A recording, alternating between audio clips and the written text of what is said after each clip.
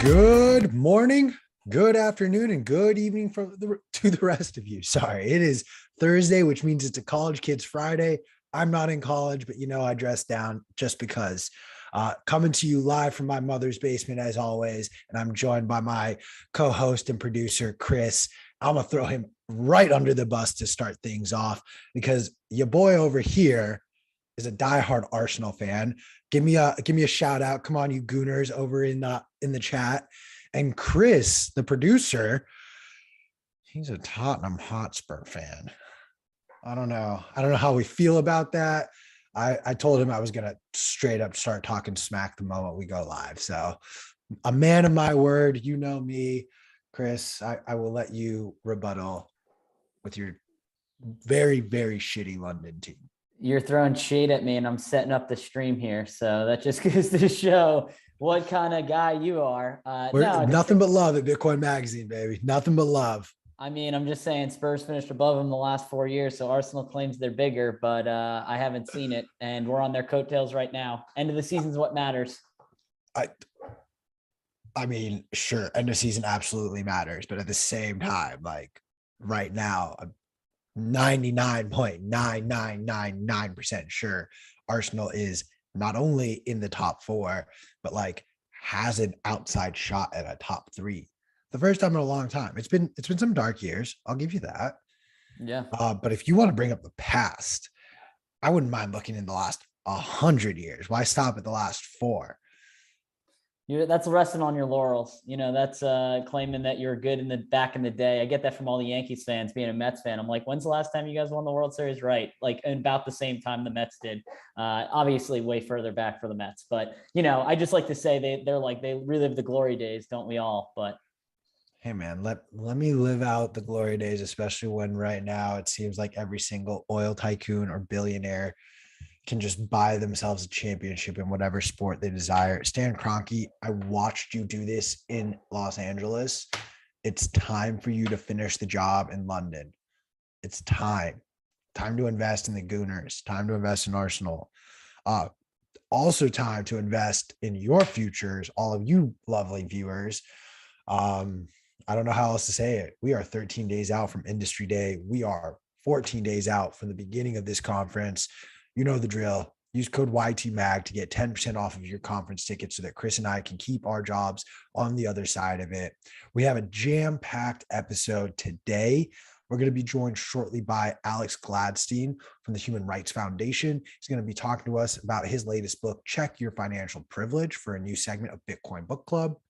Additionally, we're going to have Nolan on for a new episode of The Breakup. And for those of you who like to stay up to date with everything we do on Twitter, tonight we're going to have an exclusive interview on Twitter Spaces with Preston Pish. And that interview is going to be released in a couple of weeks ahead of the conference. But if you want a sneak preview to that, be sure to join us over on Twitter. In the meantime, if you're popping over to Twitter real quick, make sure you give both Chris and I a follow. Don't worry about following McShane Wrights. You probably already do. Make sure you follow. It's Chris Alamos 6, I believe. And Q_ like the letter. Yes, literally write out those words. No, McShane, you do not need another follower to get to 10,000. I need to get to 1,000 before we start worrying about McShane to 10,000. Oh God. On the final topic of followers, we have a special surprise for you guys when we hit 69,000 subscribers over on YouTube. So if you're not subscribed to our YouTube channel, please go ahead and pop over. You know that magic number. Shout out to all the people who are viewing on Twitch and Rumble as well. Thank you to our new viewers on Rumble. Be sure to give us some rumbles, give us some follows as well. We've got some exciting stuff cooking for you guys over the next few weeks, and we're really excited and can use and appreciate all the love and support. Chris, I wanted to give you sort of the opportunity. I don't think we've really had a one-on-one convo to where I got to ask you, what are you most excited to see in Bitcoin 22? Not as a Bitcoin Magazine employee covering the event, but as a diehard Bitcoiner excited to see and hear from some of your favorite people. Oh yeah, no. I mean, 3 things. I mean, we got to talk to Seed Signer the other day. I'm really excited to see the improvements and changes for their protocol and their project. So really excited for that. Impervious browser, I've been hyping it up, and I just worried that it's going to let me down. But I know one of the developers, and it looks like it's really cool. I know they hype it up as Google without Google, Zoom without Zoom, Dropbox without Dropbox. They kind of like are this awesome browser that can do it all on top of Bitcoin and the Lightning Network. And then last but not least, hanging out with the plebs, man. You know, that's where it's at. That's the signal through the noise. So I'm really excited to meet up with some awesome people. As I'm saying this, you know, Bitcoin's price is rallying a little bit, Q. We're breaking 44K right now, hovering right above it. So always good. I'm glad I was buying when it was in the high 38s. So I've been stacking sats, as you know. Are we going to do an on-air stack again? I mean, let's do the on-air stack, bro. Let's do it. Stack. I'm gonna put some money in. I've got two. Wow, we're at 44. This is nuts. This goes to show you how little I pay attention to the price when I get that surprised that we're like in the mid 40s now. I've evolved to that type of a Bitcoiner where I do not check the price on a regular enough basis. Q, you know the best time? Like you roll out of bed, still like crust in your eyes, and you roll over, smash buy, you don't even look at the price, and you're like, oh wow, like, you know, later in the day or later in the week you realize what it's at. Dude, let me ask you this on the topic of like keeping an eye on the price. What do you try to do as far as like these flash crashes? I'd love just your take on that. You know, we heard Dr. Jeff Ross talk about it earlier this week. We've heard Dylan LeClaire come on this show and talk about those once in a generation buying opportunities. The last one of which was in March of 2020. I still am in the same camp as Jeff. All right. All right. Yeah. I think Alex just got here. Yeah, no, I like the flash crashes. I don't have a lot of fiat on side, and anything I do have on side, it's basically for taxes that are due in like what, 2 weeks, 3 weeks. So unfortunately, I'd love to just ape that all in, but then I'd have to force sell it in order to pay taxes. You know, don't want to end up in jail with the IRS and stuff. But Q, do you want to send us over to a commercial break, and then we'll bring Alex in? Let's do it, guys. If you're not subscribed to the show on whatever platform you're viewing, Twitch, YouTube, Rumble, even over on Twitter, be sure to pop over, subscribe to our stuff. Otherwise, Chris and I aren't going to be around for much longer. We'll be back very shortly with Alex Gladstein to talk about his new book. So stick around.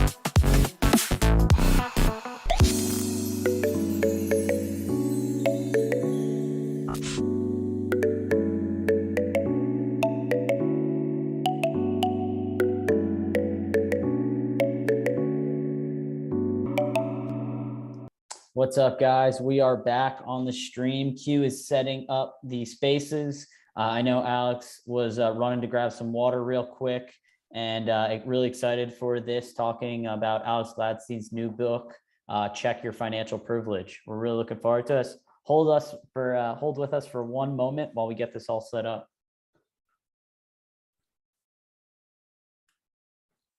Q. Yes, sir. We all good on your end? We are. I am just making sure that I can get, boom. We're just pinning some things over on Twitter. I'm also going to make sure everyone over on YouTube and Rumble, we will make sure to Hammersaw. I'm going to right now, Chris Alamo 6. Hammersaw, you better follow Chris. We will also make sure, for those of you guys who are watching the video version of these interviews, we want to make sure that you guys have the opportunity to buy it, to buy the book. So we'll be sharing that link for all of you guys as well. Apologies, I'm going to focus for 30 seconds on this Twitter Spaces so I can make sure we can be up and running shortly. Yeah, definitely.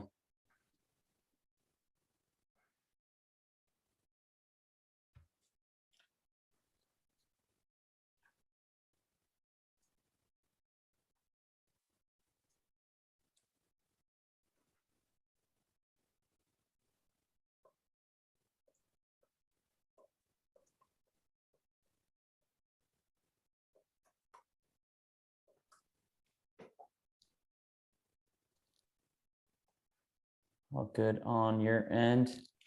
Q, what are you looking forward to most at this conference?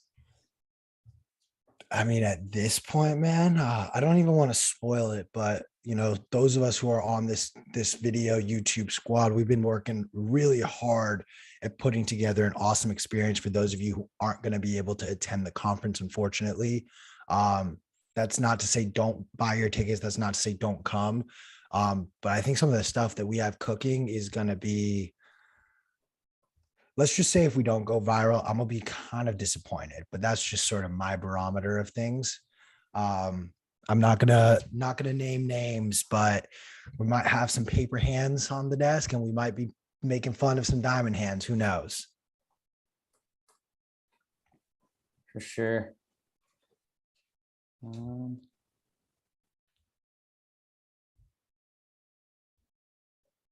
Everyone over in Spaces, thank you so much for joining us. We'll just get started in just a moment here, guys. So please hang tight. Thank you. And reminder, the link at the very top is a link to join us over on the YouTube channel, and as well a link to purchase Alex's book.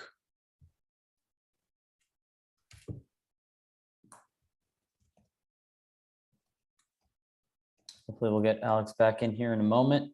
And yeah, I'm looking forward to this. Also, I don't know if we're going to, I guess we can talk about this because he is announced as a speaker, but I'm really hyped for Aaron Rodgers.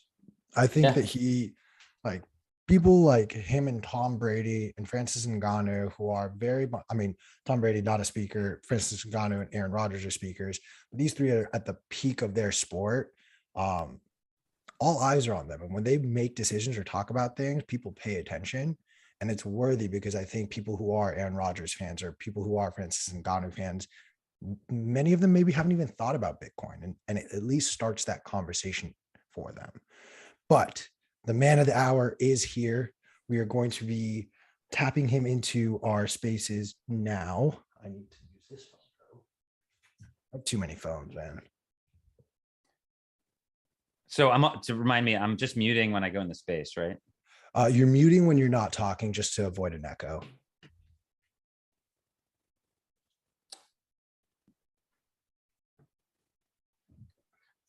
Q, it looks like you can bring up Alex and Alex McShane and Alex Gladstein. They're both there. All righty.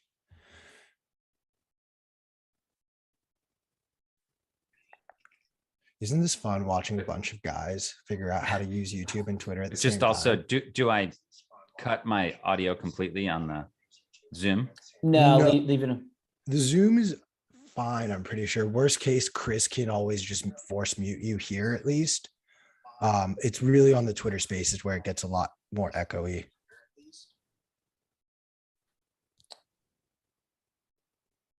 Yeah, and just turn the volume down on your phone once you are the speaker on. Yeah, turn the volume all the way down on your phone. Okay, cool. All right, we are in. Ladies and gentlemen, thank you for your patience. We are now joined by one of, in my opinion, the best writers in Bitcoin that is out there, Alex Gladstein. This entire journey for you, correct me if I'm wrong, started with a series of essays that have been turned into the book that is now titled Check Your Financial Privilege. I'd love to go back further. What first inspired you to go down this rabbit hole to explore how Bitcoin can help people in different countries in Africa, different regions in the Middle East, and even further back, what prompted you even to learn about Bitcoin? Sure. So, and I'm okay, cool. The first time that we at the Human Rights Foundation did something formal with Bitcoin was in 2013. Friends of mine who I kind of thought were crazy at the time were like, hey, we can use this thing called Bitcoin to get money into the hands of protesters in the Ukraine. And I was like, okay, I'm listening. We ended up doing a fundraiser for pro-democracy protesters in Ukraine. This was before Maidan Square. This was before Putin's invasion of Ukraine. And they were still living under this corrupt regime, the Yanukovych regime, and they, had their bank accounts shut down and all this stuff. So we ended up doing a fundraiser for the pro-democracy movement in Ukraine in late 2013 in Bitcoin.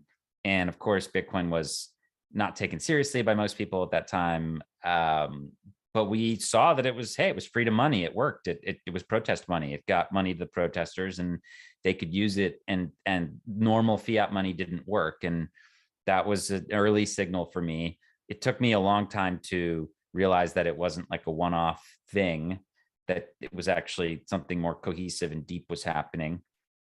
But over the years, I just learned more. And 2017 early 2017 went kind of fully in, and just basically I can't remember what day it was, but one day that was what I did all day, was learn about Bitcoin. I can't remember what day exactly it was, but it's like any story with most people.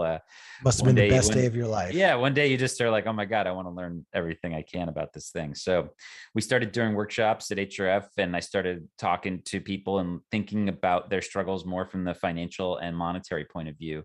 And that was the genesis for the book, was thinking about how most of the critics that I'm like always been debating on social media or whatever, or on the mainstream media, they just live in this bubble. They live in this bubble of financial privilege, and they can't comprehend that Bitcoin could be useful for someone else.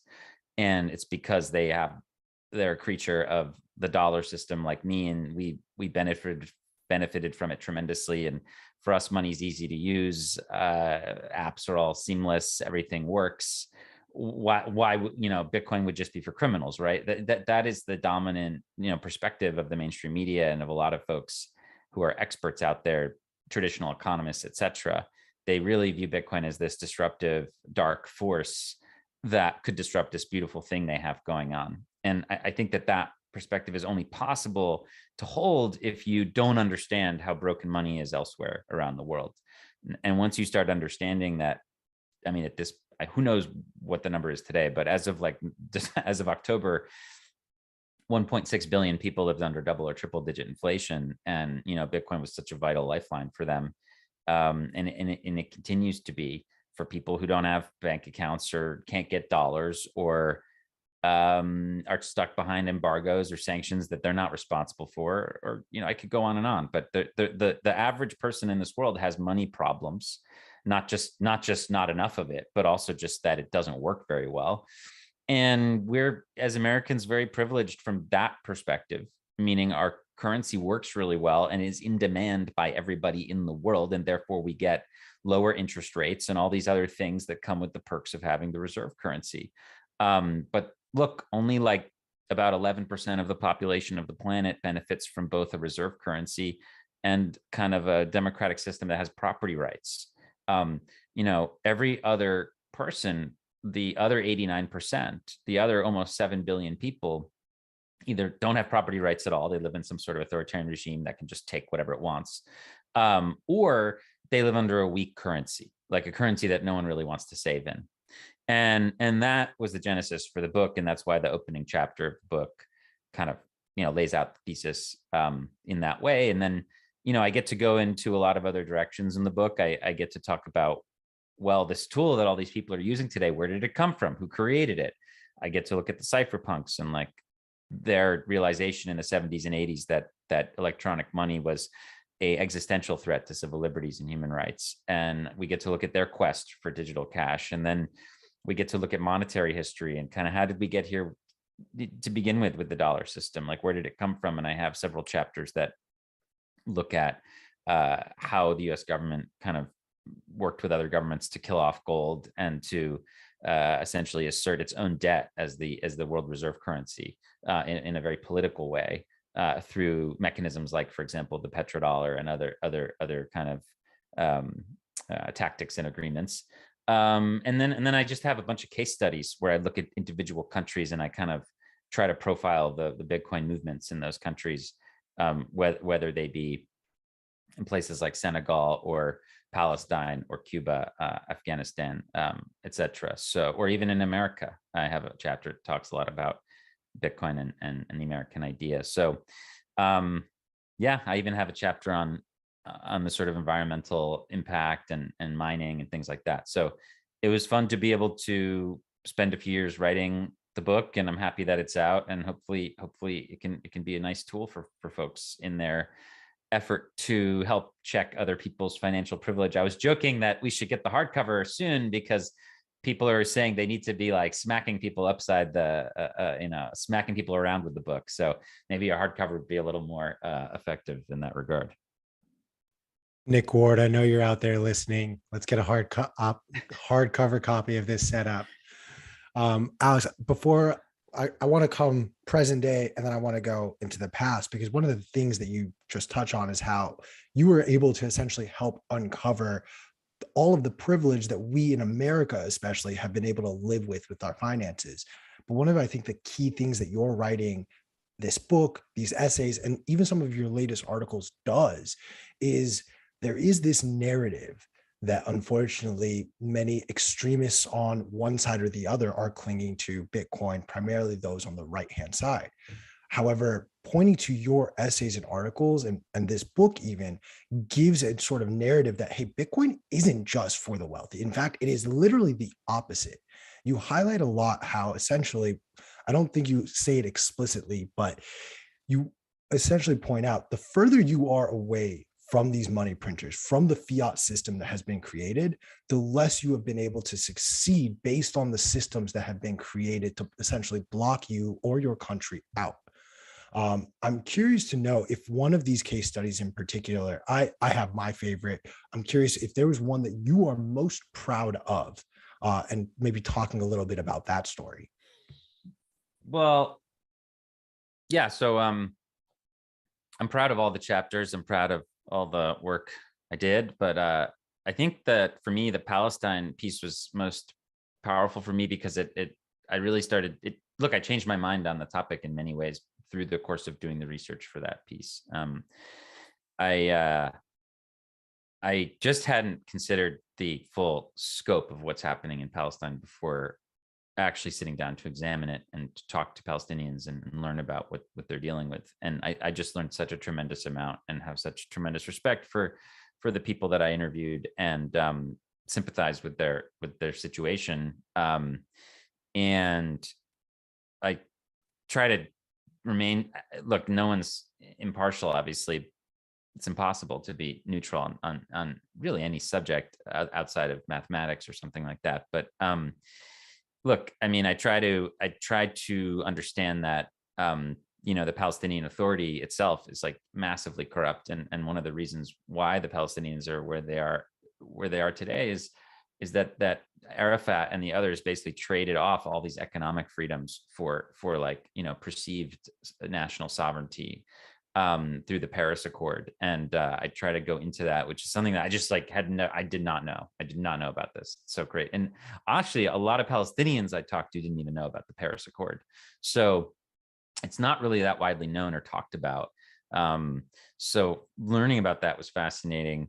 And, understanding that, of course, like, like the Israeli military occupation is the major issue. But also that it's got this kind of, the PA is kind of like this client state, and it's just, it's complicated. But the point is that, Israelis, also have financial privilege. Like that, in every chapter, you start to realize that, like, there's financial privilege all over the place. Like, Americans happen to have the most, but clearly Israelis have it over Palestinians, and South Africans have it over Zimbabweans. And, you can kind of go all the way down. Right. And the fun part for me is that Bitcoin just obliterates financial privilege. Like, it just eliminates it at the base. Now, it doesn't mean that everybody's going to be equal. No, it's not a redistributionary technology. This is not some sort of Marxist creation. This is a technology that secures property rights and actually reinforces capitalism and free markets and open commerce. But it doesn't allow for this, like, politicization of money at the base layer, where, like, some people get a better deal than others, or some people can benefit more than others. No, it's just the same rules for everybody, and that to me is just so powerful. I'd love to, if you don't mind, for some of our audience who maybe isn't as familiar with what exactly happened with the Paris Accords and how that affected Palestine. Do you mind sharing a little bit of that? Sure. So, look, essentially, the 1967 onwards, there was military occupation in what is known as Palestine, and the Israeli tactic essentially was to encourage dependency on Israel. So, like, they had this tactic of basically making the economic sovereignty and dependence of, like, Palestinian cities and communities less and weaker, and making their dependence on the Israeli economy stronger. So the whole point was that they didn't want Palestinians to produce anything. They wanted them to buy things from Israel and work in Israel. And that's what ended up happening. They ended up, kind of crushing the Palestinian agricultural state and all these things. And, the 80s were a rough time in the region. There was, like, extreme inflation in Israel. The economic situation was bad all over the place. And it laid the groundwork for what was known as the Intifada at the end of the 80s. And this was actually kind of like almost like a financial protest. A lot of what the Intifada was like trying to become less dependent on Israel. So trying to grow your own vegetables and farms, and trying to become agriculturally independent from Israel. And obviously it metastasized into a huge political movement. It worked in a way. Previous to the Intifada, the Israelis made money on the occupation. They actually profited on it. Post Intifada, it became very expensive. It became this whole security state thing. It's become an enormous expense for them, which unfortunately for many years the American government literally paid for. But the point is that it became very expensive, and it actually brought them to the negotiating table. But unfortunately, what happened is that in gifting, like, the Palestinian territories, I guess, political independence in some sort of pseudo way with Arafat in the early 90s through the Oslo process. Okay. What was not talked about was that there was an element of the negotiation called the Paris Accord, which basically ceded Israel total control over every economic aspect of the Palestinian territories of Palestine. So whether you look at, like, how goods have to come in and out, whether you look at the currency that the Palestinians would use, it was going to be the shekel, the banking system. Do they have their own central bank? Can they conduct their own monetary policy? No. So all these things from a monetary and financial point of view were ceded to the Israelis. Work permits, who controls how many Palestinians can work in Israel, all these things, everything was to be controlled by Israel. And it was supposed to be a temporary thing that expired at the end of the 90s, never expired. So, many decades later, we're still living in the same paradigm. So it can be very frustrating, I think, for people when they start to learn about this.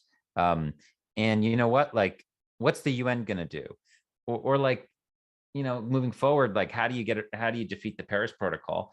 They're going to try and do it with a CBDC or something like that. They're going to come out and say, we're going to make a Palestine coin or something, or like a Palestinian currency or whatever. But guess what? that's not going to be helpful for Palestinians. First of all, the PA is like massively corrupt. Forget Hamas, there's a literal terrorist organization. So you have these two institutions that are like hopeless on that front. They're never going to like make sound money decisions for their people. Okay, so that's just out the window. And any sort of like UN-led, IMF-led Palestinian currency, it's going to be a charity case. No one's actually going to want to own that debt or provide loans there. Like it's just kind of doomed. And the worst part is that if they try to digitize this and get rid of cash, they take away freedom. Like cash is freedom for Palestinians, that they have a cash economy. That way they can do stuff without the PA or the Israeli military knowing what they're doing. Like that's like one of the last pieces of dignity they have left is going to get taken from them. So here and along comes Bitcoin, and Bitcoin is just so well suited to be this, like, potentially, from what I understand, from what I heard from Palestinians, like maybe it can help because maybe it can be a currency that Palestinian stores accept around the world, or in Palestine, or in Jerusalem, or in Israel. Was an idea that one of the people I interviewed was talking about. It could almost be like a solidarity measure, and maybe start to create kind of a circular economy there. And in the interview, I even talked to an Israeli settler who the Palestinians that I interviewed probably would consider a war criminal or whatever. And this guy, like, we talked, he's in Ramallah, okay. I could see the freaking, he's right outside of Ramallah. You can see it from his window. He's benefiting from this like state sponsored occupation thing. And what was weird is he was like all about Bitcoin too. He was like, listen, the Israeli shekel is going to crash against Bitcoin this decade. And he's like, he had this, he's very religious, right? He's like, so he thinks fiat money is immoral and all these other things. It was just so interesting to hear his perspective also. And it's interesting because he's trying to do business in Bitcoin with all the Palestinians he knows. And I don't know, it's just a very interesting topic, but the fact that even there are some like settlers who are like the most anti-Palestinian person you could imagine being pro Bitcoin makes for an interesting experience. So I thought the whole thing was really fascinating journey for me to go through, and especially to learn about Gaza and just what a disaster, and just it's worse than like it's worse. It can only be worse than what you've read. Like it's not like, sure, there's a lot of fake news in and around the area, of course, like any conflict zone, but the reality on the ground is absolutely tragic, and worse than you can probably imagine, just in terms of capital stock and just in terms of just real GDP and economic productivity and all these things. Like it's a dying community. It's dying, it's shrinking. It's very, very sad. So it was incredible to be able to talk to someone inside Gaza and have a conversation with them about why they're turning to Bitcoin. So even in like one of the world's darkest places, there's just like this little bit of light. I mean, the guy called it literally a checkpoint that was always open. I thought that was super powerful. So yeah, I would encourage folks to read that piece, and I'm sure some people will get pissed off by it, but it is what it is, I want to really explain this for those who maybe like some of that went over your head, or you were just so angry by the topic.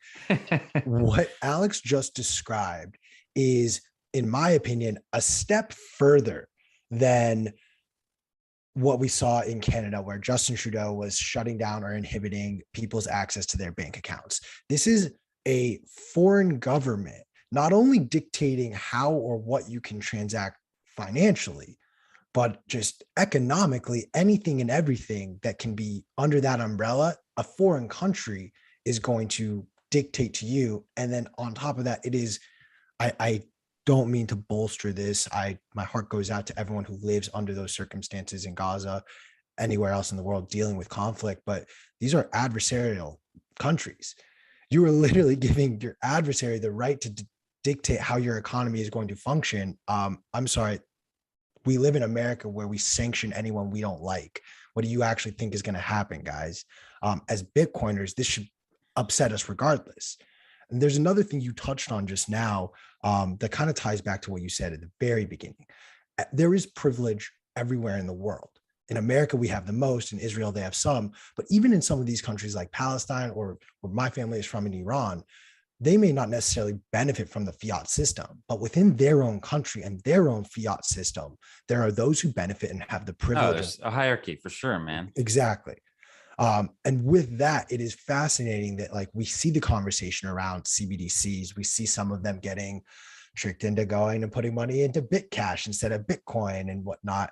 I'm curious your thoughts on just how do we separate the corrupt people in power from Bitcoin and not allowing them to corrupt however they introduce Bitcoin into their country. While Bitcoin may be decentralized, it's very easy for them to turn around and say, this is our wallet system here in the country, and it's going to be controlled and regulated by the government. I'm just curious your thoughts if you have any on that. Yeah, well, obviously I've thought a lot about it, and it's a little nuanced. I think you're going to have this decade out in front of us where some governments adopt Bitcoin, and the users of the Bitcoin network aren't really going to agree with everything that those governments do. Like, to give obvious examples, you've got two governments that are like, let's say, formally using Bitcoin right now at a very, yes, you can argue the Singaporeans are invested in Anchorage. You can argue some of these countries have some Bitcoin exposure through MicroStrategy and their balance sheets, all these things. You can argue that there's like paramilitary, probably confiscatory use of Bitcoin in places like Venezuela and North Korea, things like that. But like, as far as like public revealed use, obviously the Ukrainian government obviously used raising money in Bitcoin publicly, and then El Salvador, right? And what's so interesting is that the Bitcoin community online, at least, has very strong feelings about each of these places. and guess what? Maybe Russia's next. I don't know. It sounds like as we're having this conversation, maybe they're gonna accept Bitcoin payments for energy. I don't know. I mean, we'll see. I mean, it seems like maybe a little something we want to wait and see if that's actually happening or not. Makes sense to me from a realist perspective, but I think what's going to start quickly happening is that over this decade, that institutions and people are going to start using Bitcoin that you don't like as a Bitcoiner, and you're just going to have to accept that. That is Bitcoin's adoption mechanism. What I tried to lay out in one of the chapters of the book is that it's basically a Trojan horse. And we're going to have some sweet Trojan horse merch, by the way, in Miami at the HRF booth. So come by and grab your Trojan horse Freedom Go Up merch. We're going to have pins and hats and shirts. I'm psyched about that. But the point is that it's true. Like, you're going to adopt Bitcoin most likely from self-interest, whether you think it's going to be a good investment for you or your family, or whether you need to use it, or whether as a company or sovereign, you feel like it gives you some advantage over anyone else, or God knows how many different reasons you could have to adopt Bitcoin. But probably like an altruistic view of empowering people in other countries or other communities is not why you're going to adopt Bitcoin, right? So that's like the side effect or the externality of your decision, is that you're strengthening this freedom network, and that's so powerful. So I think what ends up happening is you're going to have all kinds of unsavory characters enter the space. Unsavory being from let's say from your perspective. And guess what? They're going to use it.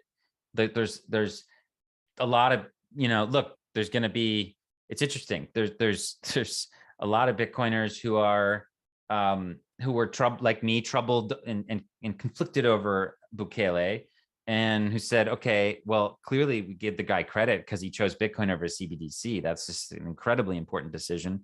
And if he doesn't screw this up, he'll be remembered forever as the first nation state leader to adopt Bitcoin. I mean, that's a freaking George Washington level accomplishment historically, potentially, if we look at this 20, 30 years from now. But at the same time, like politically speaking, in that country, he's like swiftly removing checks on his own power. So we'll just have to see how that goes. At the same time, you see a lot of Bitcoiners really upset over the Ukrainian government using Bitcoin to defend itself from Russia. A lot of people are really upset about this, and they don't think that Bitcoin should be used for weapons. Guess what? Bitcoin doesn't care, dude. Like, it just doesn't care about your feelings about what it should be used for. It's going to be used everywhere by everybody. And that's just something that I feel quite strongly about. The good news is that it's sort of asymmetric, though, in terms of its like what it does to the society around it. Like Bitcoin is free speech, free movement, open capital markets, property rights. That's really what it is at its core. So over time, that's going to accrue benefits to open societies that are willing to like play by those rules, right?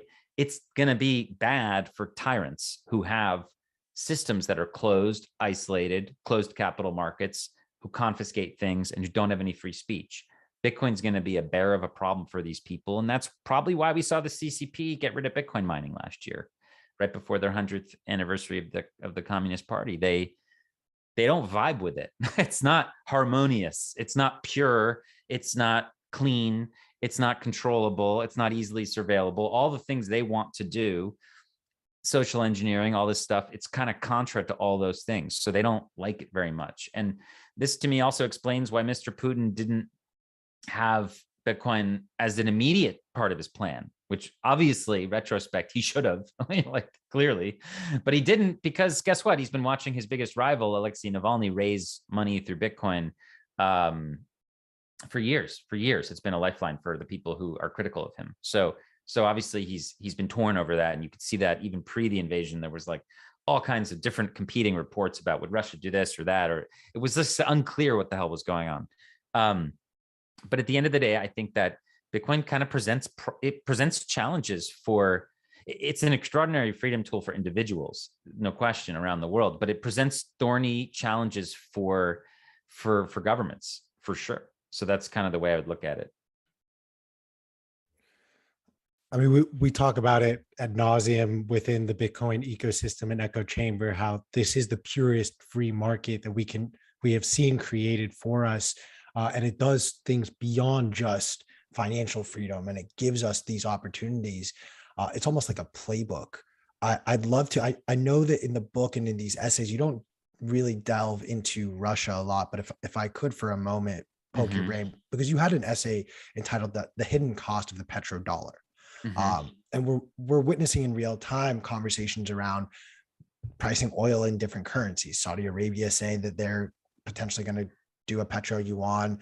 These rumors spiraling out of Russia right now that they'll accept potentially Bitcoin from friends, even though Bitcoin doesn't care if you're a friend or foe. If you have the coins and you're going to send it, it'll be sent and validated. I'm curious your thoughts on the game theory of if Russia does in fact start to accept Bitcoin and what that looks like for the rest of the world. Yeah, well, there's like the macro and the micro. Again, the reason why I think the government will be hesitant to go fully in, aside from the fact that, like, you know, it's a new radical technology that's only been around for 12 years. We're talking about a culture that's been around for a long time, right? So this is like a new thing for a nation to deal with. But I think that, again, like, okay, so if they start doing this and they start accepting, let's say, Bitcoin for oil or something like that, okay, that has this trickle down effect, a network effect across all of the people who work for the oil company who now know this, and then all of a sudden, all the people who are relatives of the people who work at the oil company, people who read about this in the news. I mean, it all kind of depends in some ways on how the propaganda machine inside Russia plays it. Like if Putin is proud of this and he's like, and it starts getting out on Russia Today across international audiences and then through all the domestic machinery, like what the outcome is tons of Russians buying Bitcoin because they're like, oh shit, this is actually real. I should get some. Okay. So what's interesting is there's like a double side. There's like a two sides to this. Sure, maybe the Russian government benefits in the short term from this in some way, but like you get this immediate effect that's inseparable of the population of Russia also getting more involved in Bitcoin and of Putin losing control over the country in that way. So it's got this extremely interesting tension to it, which I think in the long run is really good for freedom, because again, the more Bitcoin adoption more widely around the world, the less power centralized authorities have. There are limits to that, of course, and it's nuanced, and it depends on what percentage of people do self-custody and all these different things that we could get into. But big picture, you know, broader Bitcoin adoption is more freedom and less central control, generally speaking. So I'm bullish on it for freedom, although, you know, it is going to be tricky in the near term from an optics point of view. And you know, it's going to be a delicate. I mean, we just have to just be aware that there's no black and white take here, that you have to just respect the fact that this is a complex situation with regard to Bitcoin adoption. But I think it's bullish, very bullish for freedom, medium to long term. I want to take a quick moment and remind everyone who is over on Twitter, if you would like to see our beautiful faces, pop over onto the YouTube link that is pinned over there. Shout out to everyone who is watching us on Rumble and Twitch as well. Use code YTMAG to get 10% off of your conference tickets. Alex, what he mentioned earlier about the Trojan horse stuff, we have a bazaar that we have set up. He will be signing books and selling some exclusive merchandise down there. So be sure to, if you are attending the conference, come down and check it out. Diving back into a lot of this stuff, one of my favorite sort of stories and passages that you did was actually the woman from Afghanistan, and how you highlight how she had to leave the country because just the way the laws are written, she can't get access to the banking systems. Talk to us a little bit about this woman's story and just sort of what you are hoping to see transpire out of that region of the world. Yeah, well, what was interesting is that Roya Mahboob, who I've known her for a long time, and I didn't know she was into Bitcoin when I first met her, maybe 7-8 years ago. Had no idea. She doesn't wear it on her sleeve. Her work is first and foremost about educating women and girls in Afghanistan. And lo and behold, a couple years after I met her, I was at an event with her, and the topic came up, and I just started asking her about it. And I start to unravel this story, which is so fascinating. And I eventually, obviously, it's interesting. I did a lot of my interviews with Roya in 2020. And then I was, thinking about using it for a book, et cetera. And then the Kabul falls, and I'm like, oh my God, like I need to go back to her and get an update. And so I did another round of interviews with her. And that chapter in the book is the product of that. And no, it's extraordinary. I mean, she's an OG cypherpunk. Her company was called Citadel Software in 2013 in Afghanistan. She honed her teeth on literally a project called the Silk Road in Afghanistan. There's so many interesting kind of coincidences to her story, but at the end of the day, we talk about Bitcoin as protest money, as refugee money, as freedom money, as whatever money. For her, it was women's money. I mean, it was money that women could use, whereas the fiat system didn't work for them. Like their, husbands and brothers and uncles would it wasn't necessarily illegal for these people to open bank accounts, but like it was highly discouraged. There was a lot of social pressure, et cetera, highly conservative society, right? So she ends up really tapping into the idea that a lot of the people she knew, though, had cell phones. They had Facebook, like at the time. Okay. So she could pay them in Bitcoin. Someone introduced her in late 2012 to the concept. And she was like, why not? And the key part was that her sister would buy back Bitcoin from the women that she paid in exchange for goods or services or fiat. That was the key mechanism that helped it make it work, so that the women could be paid in Bitcoin. They would save it in Bitcoin. They would hold it themselves, self-custody wallets. Okay. Back then, just kind of much more rudimentary than we have today, but like self-custody. And then when they wanted to buy something like new materials to make clothing or to buy food or whatever, they would go to Roya's sister, send the Bitcoin to her, and she would give them whatever at some agreed upon exchange rate, generally speaking. There were other brokers too, but apparently her sister was one of the big ones. And, that was cool because her sister ends up holding on to that Bitcoin and finances her education at Cornell, like years later, which is an amazing story. And then, one of these other women that she pays and works with her for about 1.5 years and ends up earning like 1.5 Bitcoin or something like that. And, the average annual income in Afghanistan is a couple $100. So we're talking about, just crazy life-changing amounts of money for people over time. And this person had to flee Afghanistan due to political threats, settled in Germany, and was able to bring the seed phrase with her, and, started a new life there. And she's there now, from what I understand, doing pretty well. So it's like, it's just really crazy. And Roya started this operation in the spring summer of 13, right? So Bitcoin had just broken $100. It was like cruising. It was going crazy. She felt on top of the world, and then it crashed, right? All the way back down to like, all eventually, 200 something. So she had to make everybody whole. Everybody accused her of being a criminal and a thief. Like, it was brutal. And that the early days obviously were brutal. I mean, we talk about it all the time, but anybody who held through the early days, it wasn't easy. Everybody says, oh, you were lucky. No, it was not so. But Roya, like, couldn't shake this idea of the freedom money aspect of it. And she kept it as an educational piece in the programs for the people she worked with. And you know what? It ended up, obviously, over time, being an enormously important investment. And then one of the things she told me, which is in the story in the book, which is really powerful, is that she flew to Kabul about a year ago and tried to convince her parents to buy some Bitcoin, because she was worried, and they didn't. They procrastinated or whatever. And guess what? They had to flee Kabul also, and they weren't able to bring their stuff with them. So she feels some regret over that, and that lights the fire for her passion to continue trying to educate young women in Afghanistan about why they should take the lead on this technology. So just an incredible story for me in many different ways, and really opened my eyes and inspires me a lot. She's definitely a hero. So we'll see. I'm always excited to be able to share Roya's story when I can, and would encourage people to reach out to her and try to chip in with what she's doing. Yeah.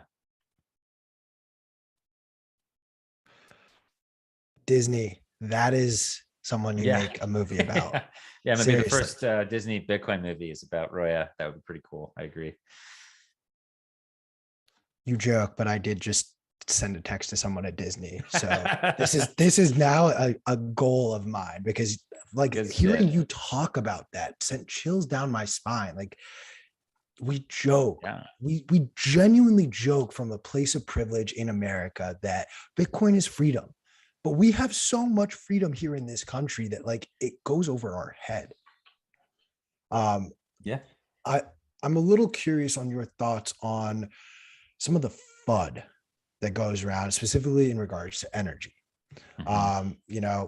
Every single person seems to have their hot take on what Bitcoin is or how it operates or whatever. I'd love just initially sort of what is one or two pieces of FUD that just like grinds your gears, that you just like cut someone off and you're like, absolutely not, you're wrong, and here's why. Oh man, there's so many. I have the different FUD dice here, of course. I think that well, of course, the China control one was big, having to argue against people who were promoting that idea for a long time. That one fixed itself last year, so that one's just off the FUD dice. So that was pretty good. I mean, the Tether one is interesting. I mean, people continue to think that Bitcoin's value comes from Tether. It just kind of betrays a lack of understanding of how Tether works. And even if Tether's not backed, like, guess what? The market thinks it's backed. So, and I just always thought that was just one of the weaker FUD points. Like, if your thesis for not investing in Bitcoin is that you think it's propped up by Tether, like, that's going to be something you regret big time. I mean, a lot of these are older, but like the it doesn't scale one seems like quite obviously hilarious at this time. Guess what? It scaled. Now we have 200 million users. So see you later. That one didn't work so well. But a lot of these attacks were really silly.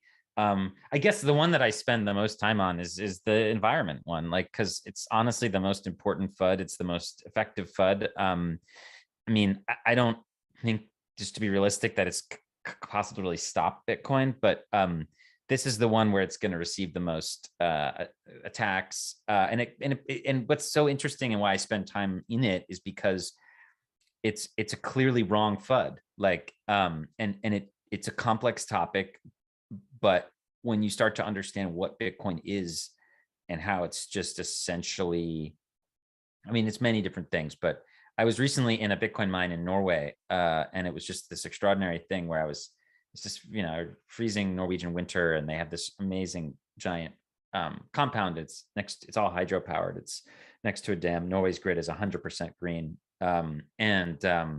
Sitting there, and they have perforated the side of this giant warehouse. So this cold air is coming in, it's getting sucked in through the massive number of machines.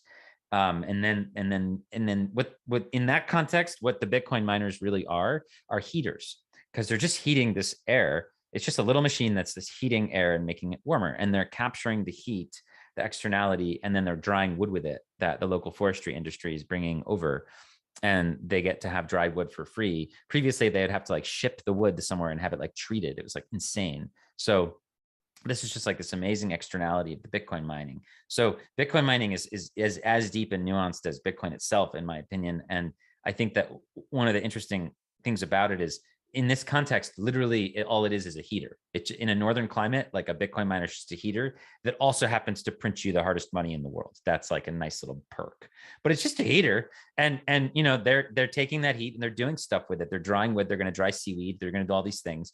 So I think in northern climates, or I guess far southern climates, you're going to see some interesting stuff, a lot of interesting stuff done with Bitcoin mining over the years. In the other climates, you're just going to see stuff like immersion and other techniques to make it not a heater, and then maybe it has other externalities. But I think that lacking an understanding, you got to go to a Bitcoin mine, you got to kind of just feel it, how crazy it is that all these machines around you are implementing the monetary policy for this thing and securing this network and acting as a transaction processor for a money system that doesn't have a centralized company. It's just incredible. Like, it really is really moving actually to go and just think about what it is, what you're seeing.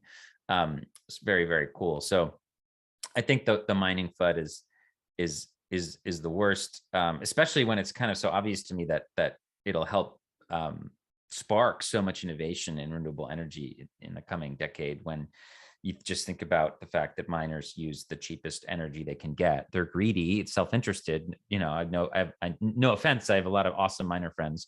I'm sure they would agree with that assessment. And they do a great service to the world, but they don't have to be altruistic. They can just do it out of self-interest. It's just the externality of what they're doing is providing a massive service to the world, which is really quite cool, actually.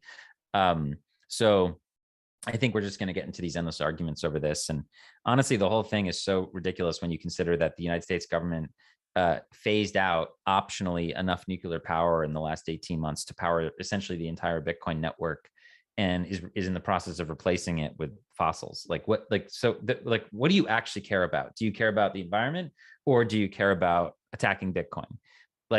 Again, Bitcoin has a smaller carbon footprint than clothing dryers in the United States, or cruise ships. What do you actually care about? At the end of the day, the FUD comes from a place of dislike of Bitcoin, not of any sort of neutral scientific approach. So I anticipate I'll be spending a lot of time in that area over the coming few years. I've said it before and I'll say it again. The next iteration of green energy, and more specifically green energy capture utilization, will come out of Bitcoin mining, because as you said, Bitcoin miners are most incentivized to find the cheapest. Q, we can't hear you on Spaces at all. Again, you need to fix your Spaces audio. Hang on. Can you hear me now? Can you hear me now? Yes, sir. Okay. So I'm just going to have to talk like this. Apologies to everyone who actually can see half of my face.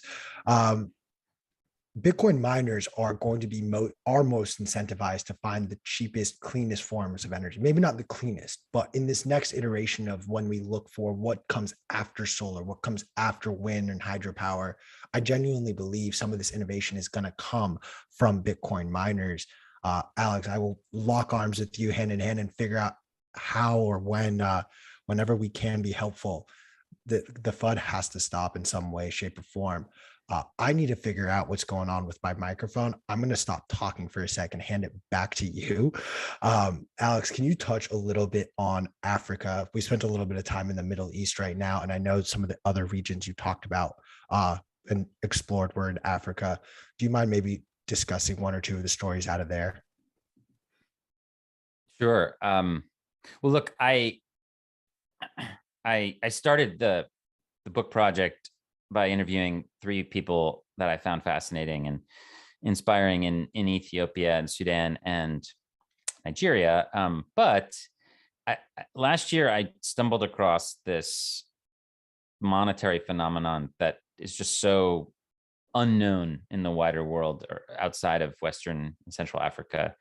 And I ended up making it a chapter of the book because I thought it was so important to talk about. And that's this idea of monetary colonialism. And just this crazy fact that the French government, as a relic of its own colonial system in Africa, still controls the finances and currency of 15 nations, which number, more than 180 million people, which today is, 2.5 or 3 times the size of France.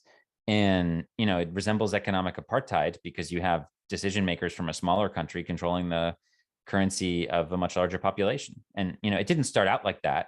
It was just, these countries actually had a smaller population than France at the beginning, but with birth rates as they are, by the end of the decade, it might be like 700 million people in these countries or something like that, or not by the end of the decade, but in a few decades, basically. And France will be maybe at 80 million people. So it's just getting more and more exaggerated, the number of people which have to live under this colonial French franc system. So I really went down the rabbit hole on that and learned a lot from people who live under it. And what was really interesting to find out was that a lot of these democracy movements and human rights movements in West Africa are financial movements. Their rallying cry is that they want to be free from the French franc. That's like the thing that they kind of unite around, is that they don't want to use the French currency anymore. They want to use their own currency. And we have to kind of be mindful of that tension, because let's say they become free from France. Well, is their new ruler going to be any better is the question. And it's not clear. Some countries have done decently well, like Ghana, with their own monetary policy. But many countries in the region, are authoritarian and have had terrible currency issues. So I think that what's interesting is to hear from some people who are from countries like Togo or Senegal explain that they think Bitcoin's the future, and they think that it's the currency of decolonization. And I just thought that was very powerful, and that there's just a lot of literature about decolonization in Africa that relates to money and monetary control. And there's a famous cartoon by an Ivorian cartoonist, which shows de Gaulle and the French waving and saying goodbye, and they're like, their ship is leaving, and the Ivorians are partying on their ship. But underneath the water, there's a rope that's connecting them, and it's the CFA currency. And it's true. It's like the nominal colonialism is done, but the actual kind of control mechanism remains. And until recently, like it was so intense. Like these countries had to keep all of their reserves, all of their national income in Paris, where the French got essentially the luxury of like low rates for borrowing and then high rates for lending. And it's just nuts. They had first right of refusal on selling expensive exports and importing cheap goods. Like the whole thing is really, really twisted. Honestly, it's a shameful system for the French, for sure. And it was really interesting to hear that, especially the two characters I profiled in the story, who will both be speaking at Bitcoin 2022, which is really cool. Fode Diep and Frida Naburema, that they both believe that Bitcoin is like this way forward, was really, really neat and interesting to hear, because in the book, I learned from so many critics of the current monetary system.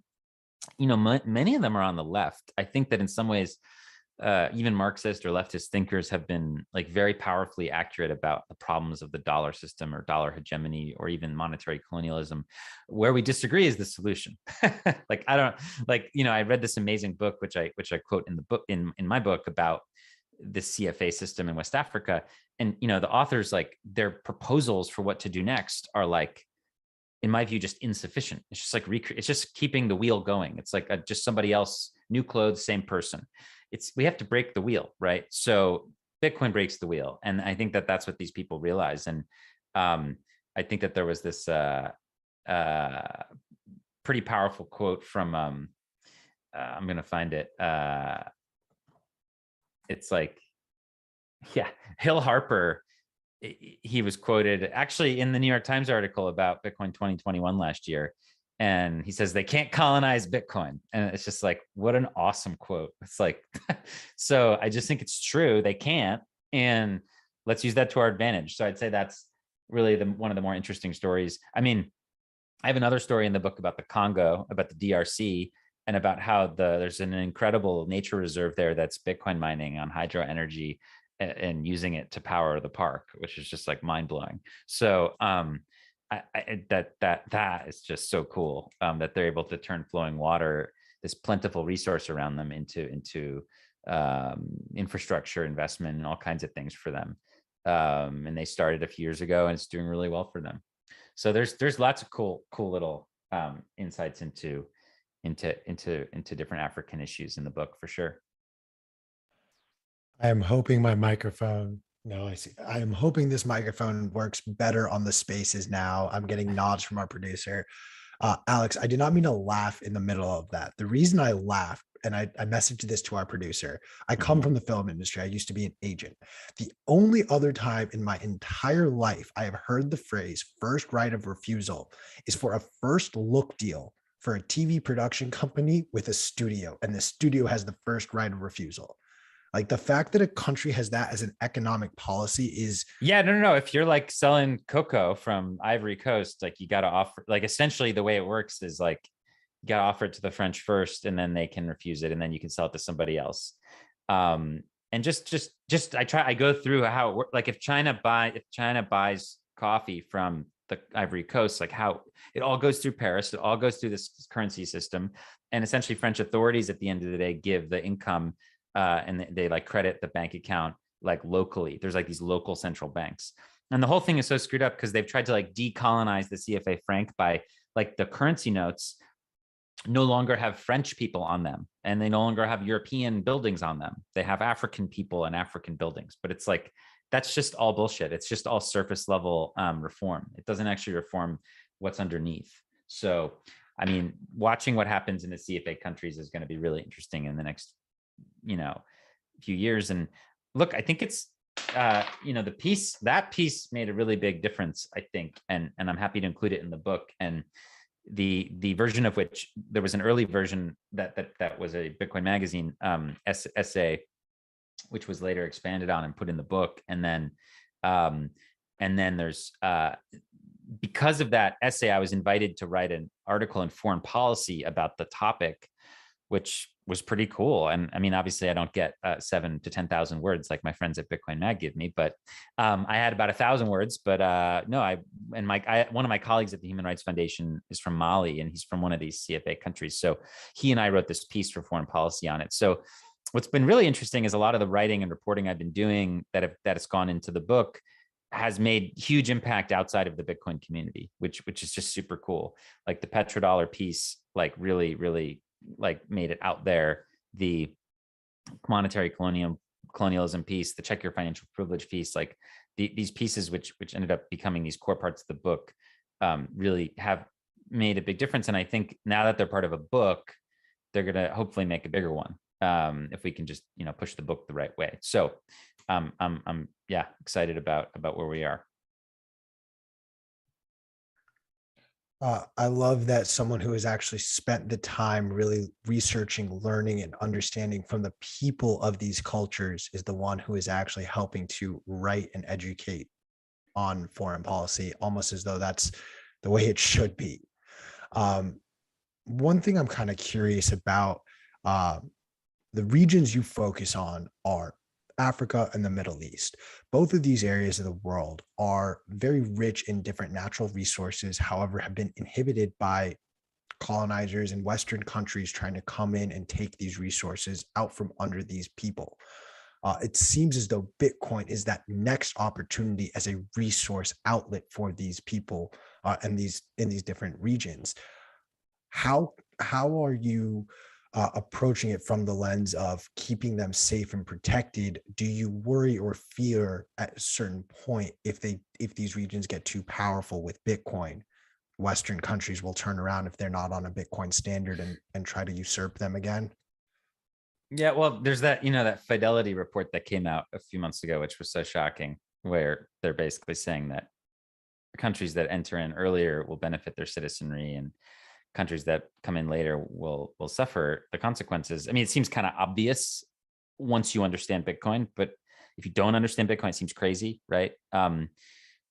But I do think that, yeah, look, I don't think El Salvador was on anybody's bingo card pre, 2020, that it was going to be the first country to do this. I think most people thought it would be some sort of rogue regime, when I say that, I mean, like, from the American perspective, like that it would be some country under sanction, not an ally that uses the dollar, like that was like a crazy idea. So it makes sense in retrospect, but like at the time, it was not one of the countries that was being predicted as like the first country to adopt Bitcoin, that's for sure.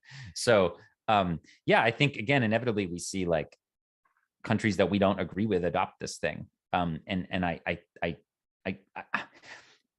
people are going to look at it in various different ways, but the way I would like to make the comparison is with Cuba. So Cuban government, I have spent my career helping people who are fighting against the Cuban government, peacefully, obviously, but helping human rights activists in Cuba. This is a very repressive government. Yes, there's a U.S. embargo that also plays a role in the suffering of Cubans, but this is no excuse for a like stone cold dictatorship, essentially, that does horribly cruel things. One of the things I learned about when I was doing my Cuba piece for the that later made it into the book is that the Cuban government's one of their top 3 income streams is from indentured servitude of medical workers that they send abroad and as like basically medical slaves. It's insane. So this government is so cruel and unusual. And what's interesting is that they ended up having to bring in the internet to Cuba. Like there was no internet in Cuba for a long time. And I talk about this in the book. But they ended up having to bring it in. And you know what? Like, was that a good move? Absolutely. It was a great move. And it allowed Cubans to be more connected to the outside world and gave them more freedom and all these things. Like, it's a move that you would celebrate.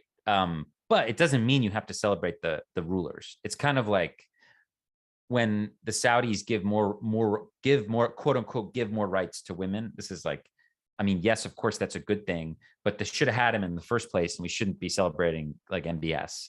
When King John signed the Magna Carta, was it a good thing? Yes, but we don't have to celebrate King John because he was some tyrant, right? So I think in all cases, you're going to have Bitcoin adoption come in countries. We are going to want to credit that achievement because that's going to be good for the people who live there over time, but we shouldn't necessarily have to praise the leader. I just think that that's like a very important distinction, which seems lost on a lot of people.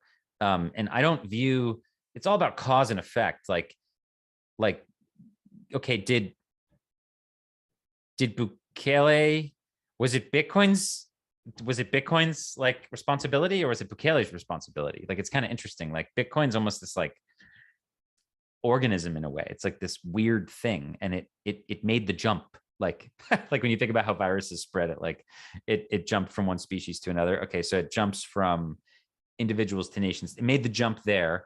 Bukele had whatever incentive he had to do it. Doesn't really matter to me. But he chose Bitcoin, and now Bitcoin's up there, and now it's going to spread to other countries eventually from there. But it's like, I mean, that's just part of its adoption mechanism, as we covered earlier. But yeah, I mean, look, again, we're entering into a time when, look, this Bitcoin community that we have, and I know there's a lot of debate about whether it exists or not, but for me, it definitely exists. It's an ephemeral thing. In 20 years, it won't exist. Everybody will use Bitcoin, and it'll collapse. It'll be either a fond or a not fond memory, depending on who you are.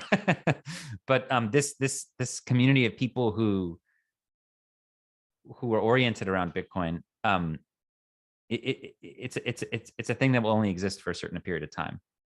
And then it'll it'll become something that's just part of our lives, and we'll move on. But I think that it's important to know that we're about to enter into a phase, whether it's with freaking altcoins or dictators or God knows who, you may not be interested in them, but they're going to be interested in Bitcoin. And this is just such an important part of Bitcoin's adoption mechanism. Like, obviously that's how it's going to work. So like, whether maybe you don't like Maybe you were skeptical of Michael Saylor, or maybe you don't like Elon, or maybe you don't like Jack Dorsey, or maybe you don't like Bukele, or maybe you don't like the Ukrainian government, or maybe you don't like Putin, or whatever. Like it doesn't matter. Like Bitcoin doesn't care. And I think that that's like a very important thing to just kind of marinate on. Do you know what I mean?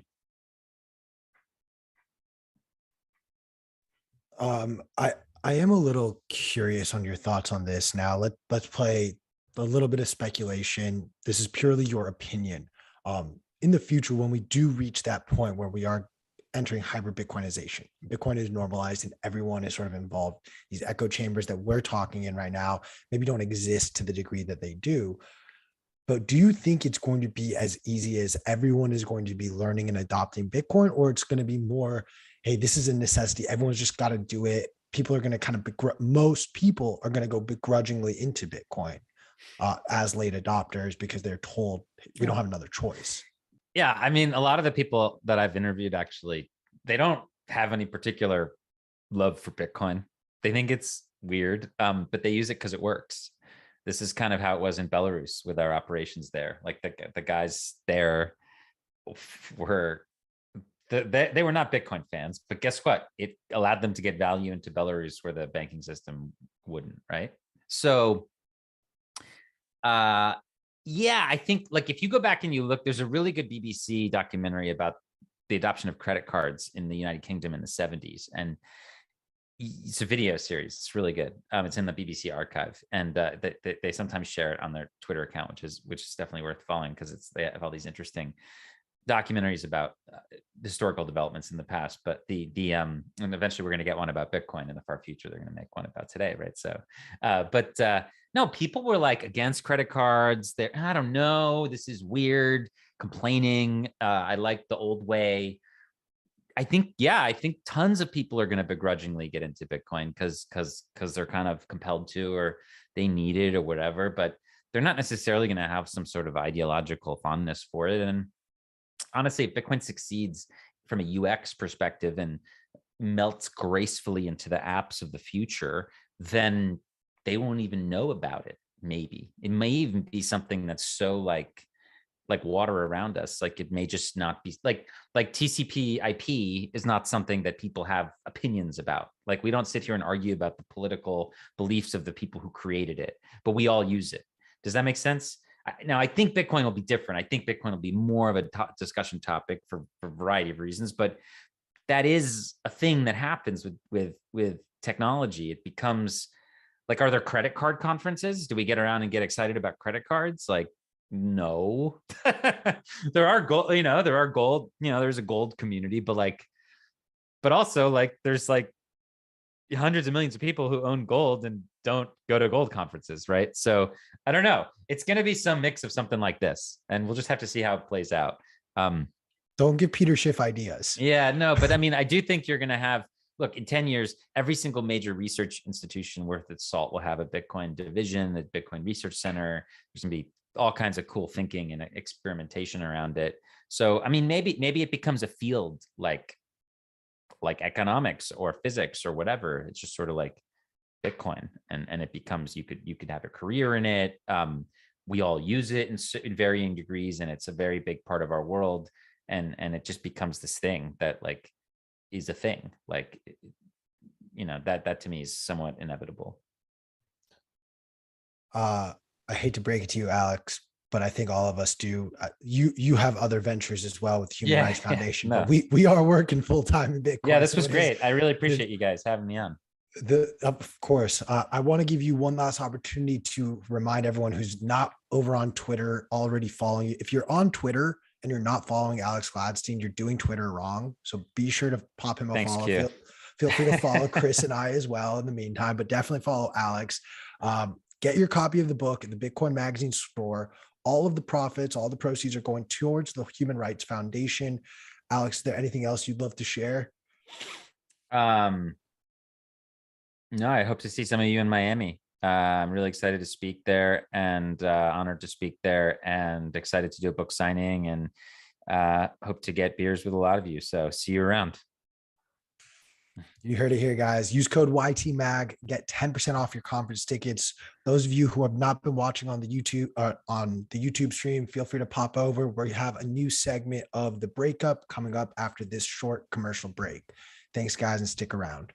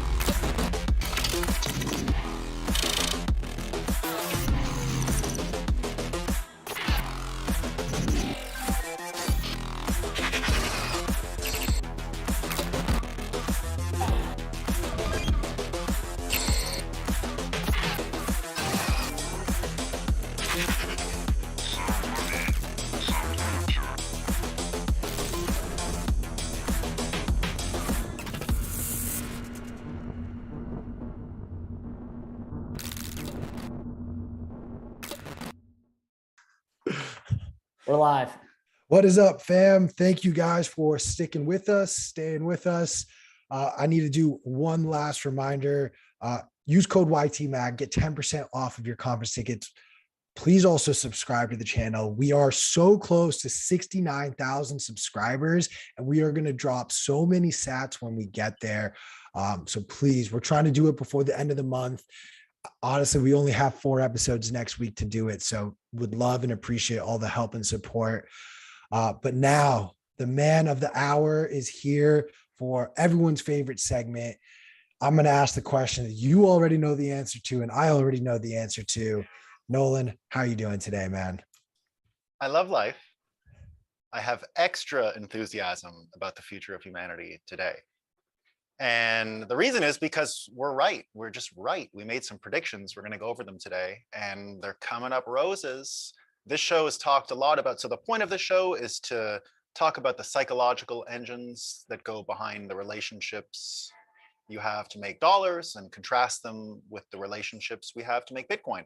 And it looks like a relationship that we've been predicting for a long time, a globally significant financial relationship, is budding. You can now buy oil and natural gas with Bitcoin. Now that's an easy one because we've talked about that a lot. We've talked about this Russian announcement. Potentially, it's come out now, the announcement that they're going to be able to do it, but we've talked about the specter, the possibility of this happening, but it looks like we're here. We have an oil for Bitcoin market, or natural gas for Bitcoin, and that's pretty exciting. We predicted it here. We don't necessarily want the money going over to Putin and the war machine over there, but the other prediction we had here is he can spend it all he wants on tanks and ships because they don't work anymore. That's prediction number 2. We predicted on one of our first shows ever that you would see a beautiful warship burning and it would be on fire, and we wouldn't even know how it happened necessarily. Drones, could be anything. If you were paying attention this morning, the Russian ship Orsk burning in the port of Berdyansk. Don't know where that is, but it sounds like what was going on is because they were losing the tank war in Ukraine. Just guessing here, not a military person, but it sounds like the close proximity weapons weren't working. So there was a lot of fire coming from the sea and the ships. They were shooting it over into the land. That's kind of what you do if you're not winning the close range weapons fight. And so now we saw that ship attacked because it was providing a lot of cover fire. So ship burning, tanks not working. Prediction on this show, a little weird one. Another one that we had that came to fruition today and yesterday. This was the weirdest one of them all. And I actually made this before the show ever started, sort of in my early time in Bitcoin, which was that Justin Trudeau would not only, I predicted he'd win the prime minister role of Canada in 2015, but I predicted he would also become the poster child and the big joke of liberal politics from that era entirely. He would be the symbol of the decay and collapse of an entire ideology. And it turns out he just took a trip to Europe, and he went to the European Union. You know how sometimes these politicians come in and they do a speech and another thing, and everyone's so polite. So he goes there and he's expecting the typical treatment. Oh, we're in it together. We got stuff in the world. We got to work together and come together. He was introduced that way, and it was supposed to be one of these photo ops, but it turned out that MP after MP just lined up to dunk on this guy. They said things like, you are a disgrace to any democracy. Please spare us your presence. And they kept alluding to trampling on people's rights because of the situation with the horse. And the protests in Ottawa were one of the Mounties, you know, what used to be a symbol of Canadian civility, why there wasn't a Wild West in Canada, because the Mounties had, you know, order and good governance. They trampled a woman on one of her little scooter devices because she was kind of crippled. And he was forced to sit and listen to himself being branded as a dictator and blocking bank accounts of single parents. And a majority of the seats were even empty. So it was empty in there while the few people just laughed at him. And I don't think this is going to end. I mean, he will continue for the rest of his life, be a real big joke. And I'm going to make a prediction now that I can even see a really dark ending, an ending like we saw a few years ago. If you remember this fellow, Andrew Gillum. Andrew Gillum ran in a gubernatorial race in the 2018 midterms in the United States against Ron DeSantis for the governorship of Florida. The margin of victory was 0.4%. There had to be a recall for it. Unfortunately, Andrew Gillum was found a few months later, real tragic personal problems. He was found with someone overdosing who was a male escort, and everyone was in their underwear, and a lot of stuff was going on. He was a married man. He's since come out and said that a lot of it was because of the loss and some sexually repressed parts of his life. I don't want to get into any part of his sexual life. That's not what we're talking about here. We wish him the best. We hope he gets better. It sounds like a bad deal for him.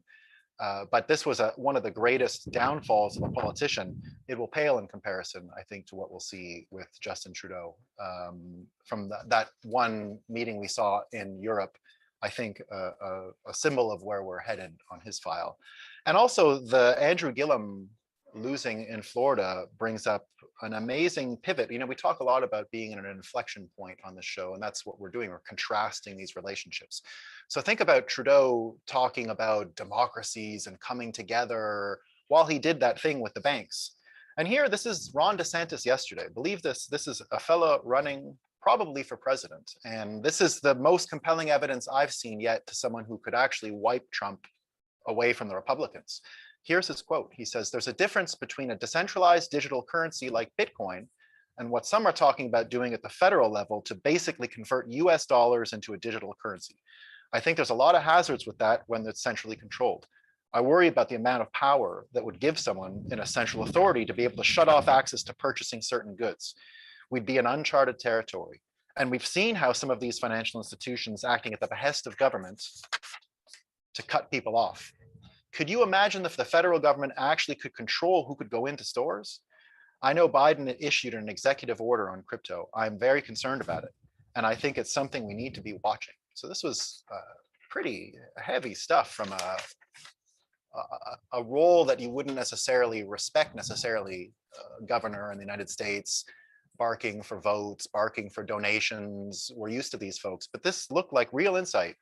And if you, along with this, what I think now is probably the best characterization of Bitcoin I've heard from an American politician, other than the guy in Texas, the Senator Cruz, who does a good job as well. But DeSantis, with what he just did there, quite unbelievable. But I wouldn't even say his take on Bitcoin is what makes me convinced he could actually become the president of the United States. He did something else yesterday that I think everyone's been waiting for years to see, which is he signed a bill to make financial literacy a requisite for Florida graduates. Financial literacy, a requisite for Florida graduates. In his curriculum, you'd see credit scores, managing debt, applying for loans, types of bank accounts, filing taxes, all these different things. And automatically there's an interruption. We don't need that. Why is this new education plan in place. I'll tell you, as someone who was working at a central bank, working near a central bank in the Canadian Senate Banking Committee, but I understood Canadian federal banking law as well as anyone at that point. I had worked for the executive branch of the administration. I'd gone to law school. I had a science degree. I had a liberal arts degree. I had lived all over the world, made different currencies. And I still, at that point, when I got into Bitcoin, had almost no idea about personal finance, none. And it was Bitcoin that ended up teaching me a lot. And while, you know, I love what I'm hearing from Ron DeSantis, I kind of took the Rich Dad, Poor Dad, Robert Kiyosaki lessons to heart when I was first getting into Bitcoin and understanding what was going on, and that basically that I had been not lied to, but didn't understand really personal finance. I understood a little bit about earning money and having a job, and the job should be pretty good, and you should be a lawyer, or that's probably how to make it, or you're a doctor and you go to a good school and you get a degree, and then you'll get an office and you'll get a great job. That was no way to make money, and I had no idea. And when I found Bitcoin and then started learning about what I didn't know, I was shocked, actually. And the Robert Kiyosaki piece, I think, is really good for people in general, and I'll share it with you real quick. And it's really helped me orient my whole way through Bitcoin. So what you do is you think of your job, your W-2 filings. In America, we call it your W-2. That's your salary. That's a wage when you work for a job and you have employment and you're subordinate to a boss. You have a boss. And that usually comes with all kinds of social benefits. So you usually have your healthcare paid out of this piece. It's what most people in the world, in Europe, would be used to seeing when they would look at a pay stub or whatever. So this is what everyone sort of uses. The part that you don't, and that's why I've put this red line here, right? So in general, you're taught about the wages piece. Almost all Americans go and buy a mortgage for a house.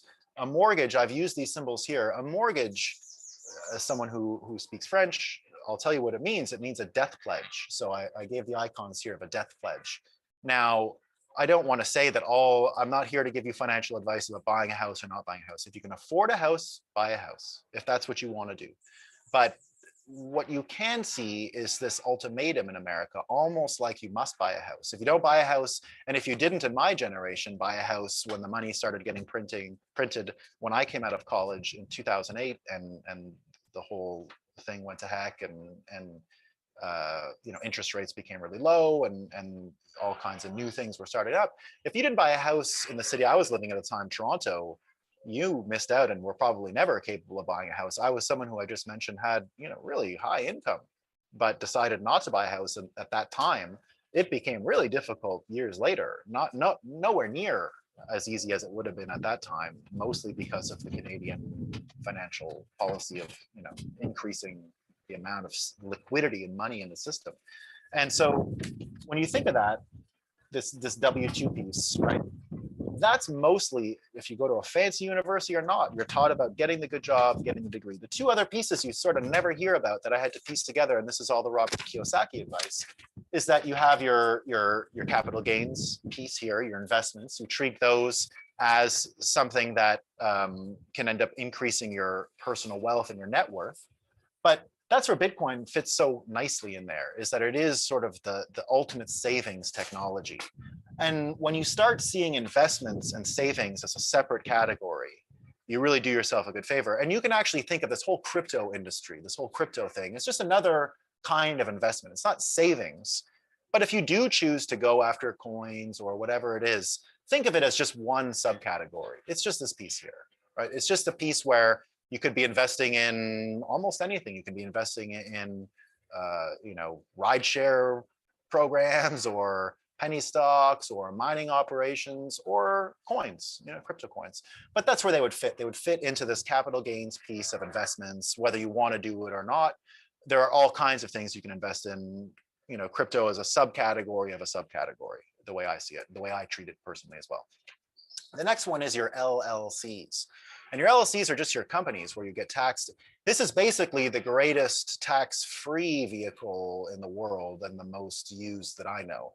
Most people around the world actually set up American LLCs in order to get into American banking and all kinds of other services. But the truth is, anyone from anywhere in the world can set up an American LLC. There is no citizenship requirement. There's nothing like that. And all of these things are actually started in states themselves. Here's a really interesting factoid with Kraken. When we targeted Wyoming as a state for the first ever crypto special purpose depository license, really a license to make Bitcoin, exactly what I'm saying, savings and having people hold their own coins and keys, even if a bank is a custodian related to it as far as bankruptcy law and order go. We chose Wyoming because Wyoming was the experimental state that actually got LLCs as the global and American standard for small business structure. Wyoming invented the LLC model, and it was copied by every state after. But that's basically how it works in the United States. You find a state that you think has the right tax options, and even anyone in the world can start a company there.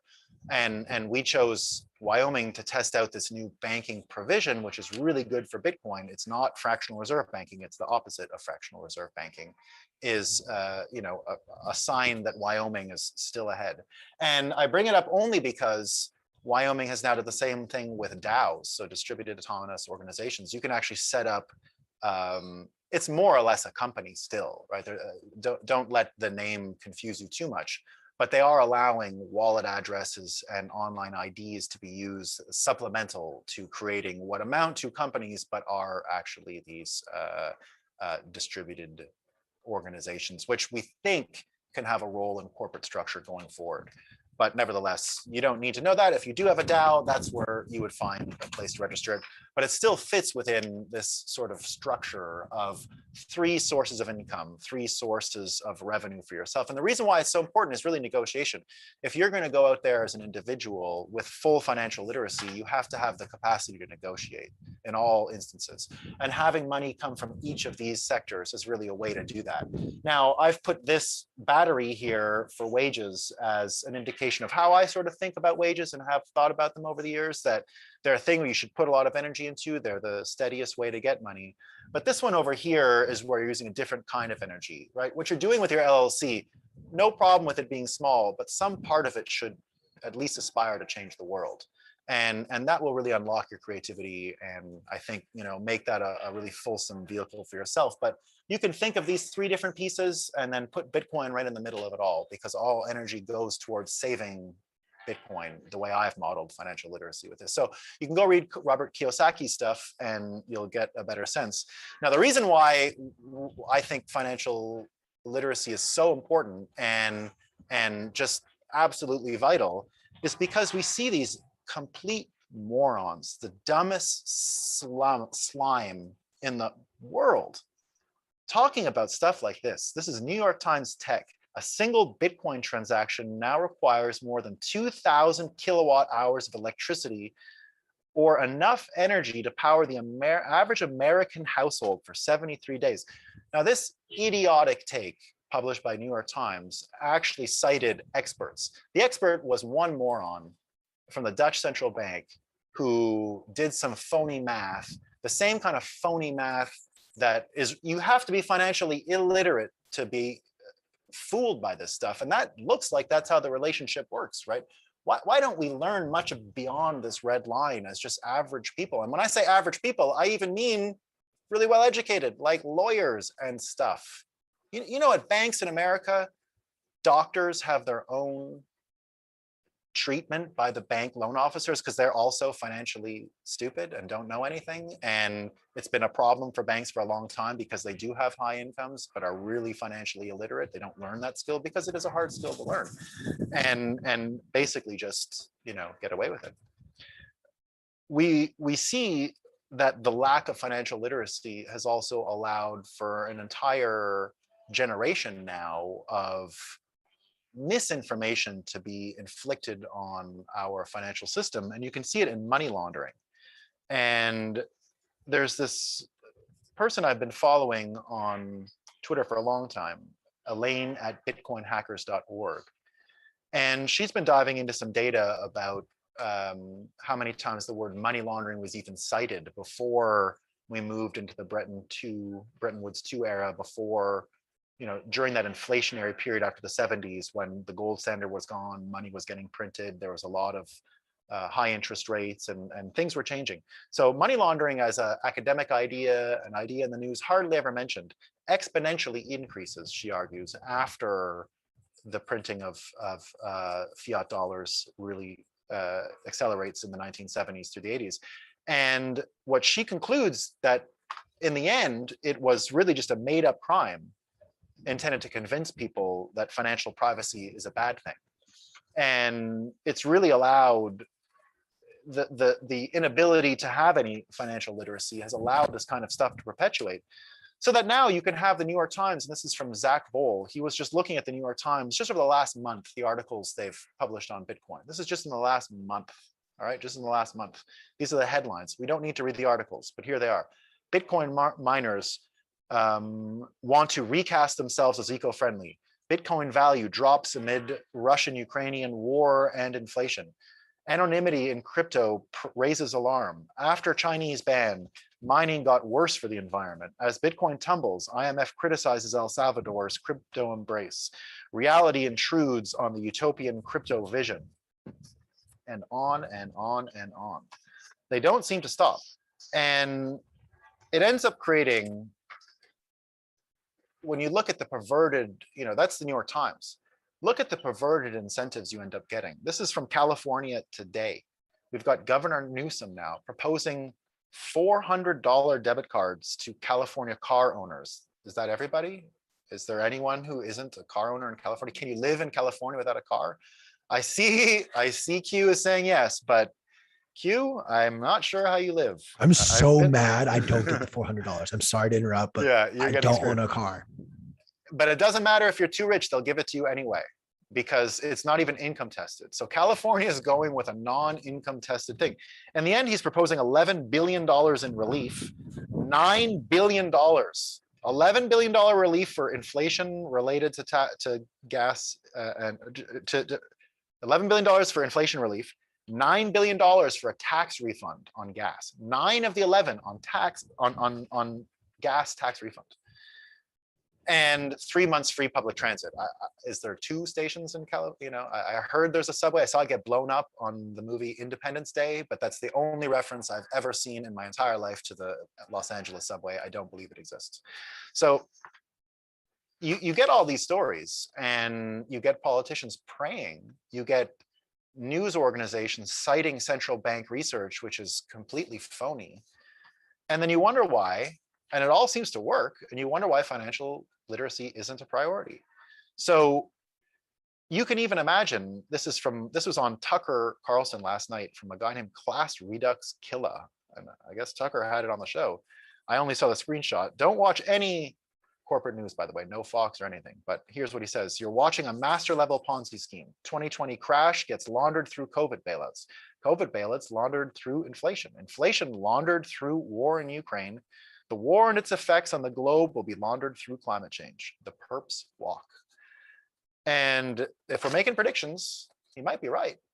I don't think he's right, because I think that financial literacy and having this on the menu, having someone who I think can actually take down Trump, I think DeSantis can do it. I do. Proposing things that are so universally intelligent, like financial literacy, and promoting that amongst young people, I think combined with Bitcoin is the special key, the secret sauce to really breaking up with these complete morons and not having to listen to these idiots any longer about gas, tax rebates, and all this other stuff. So if you didn't know about breaking up with stuff, today's a good day. Today's a good day. Nolan, thanks for that. That's awesome. I think there's one thing I want to touch on. So I did not know about the DeSantis thing, trying to make Florida, teach financial education for high schoolers before they graduate. It's already a fact. It's a signed order, so it doesn't have to go through any of the legislature. It's not an idea, as it shouldn't be. It's just, here, put this on the curriculum. Yeah, I'll just kind of spitball this off you, Nolan, and then Q, you can also chime in as well. I guess with just seeing how governments around the world have acted in the last 2 years, are they going to do the best at financial education, or is Jeff Bezos? Who cares? No, who cares? Because the beautiful thing about Florida is they've already kicked out their teachers union, the largest source of systemic racism in America, and they've embraced charter school systems where you get the voucher. So I'm assuming we could create a startup there to teach financial literacy from an entrepreneurial point of view.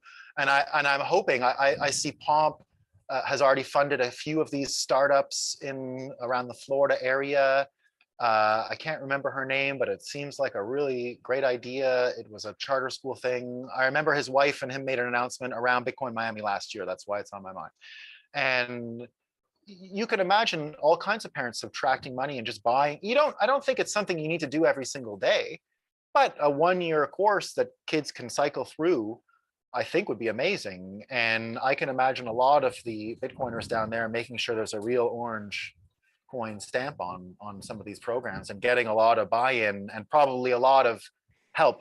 Education, you got to remember, is about to be whittled down to just a few teachers because we're all going to be getting the best. And that's a good thing. You're going to see Hollywood level production capacity enter education.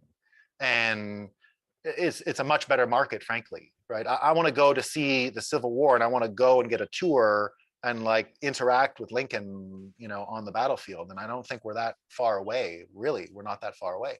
And so when I see this ability to take your money out of the system and funding and education, I can imagine the best Bitcoin teachers are going to be available to those Florida kids first. So I agree with you. I hope it's not someone who's totally stressed out and just coming back from burnout, like I don't want that. But I have a good feeling. You got Isaiah Jackson there already doing this, right? You've got his work with the mayor of Miami to get these Bitcoin education things going in some of the schools in Miami. I see a lot more of that coming. Yeah, and I'll add one more thing before Q jumps in. I know Michael Saylor, he has Saylor Academy, I think, .org, and he's trying to do exactly what you said. He's like, why did I get, he's an MIT grad, I believe, that he's like, why did I get an MIT grad level organization or education, but now we have the internet, we can put that professor online and everyone can get it, even if we, we're compressing knowledge into basically bytes and bits, and we're basically deflationary, like Jeff Booth talks about in The Price of Tomorrow. It's going towards zero, ultimately. It's the holodeck. It's the holodeck. It's the Star Trek holodeck, and it's coming, and that will cost very little. I'm going to start. Yeah. I want to start with Florida, and then I do want to comment on my home state of California. Nolan, I'm going to disagree with you on this notion of like it doesn't matter what they teach. I actually, frankly, disagree. I love this push by DeSantis. It's the right step, but it is a step on a full race that we need to finish. And the reason I say like this is just one step, for all we know, they're literally only going to explain the fiat system. They're only going to indoctrinate you deeper into this, or they're going to teach you things that just aren't actually helpful. Things that are helpful, like for those of us in America, we have less than a month to file our taxes. We have no understanding of, as you were bringing up the LLC stuff, like I'm literally messaging with Chris. This is amazing.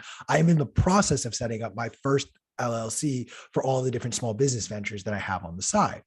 So there are aspects of the fiat system that absolutely need to be explained deeper in our public education system immensely.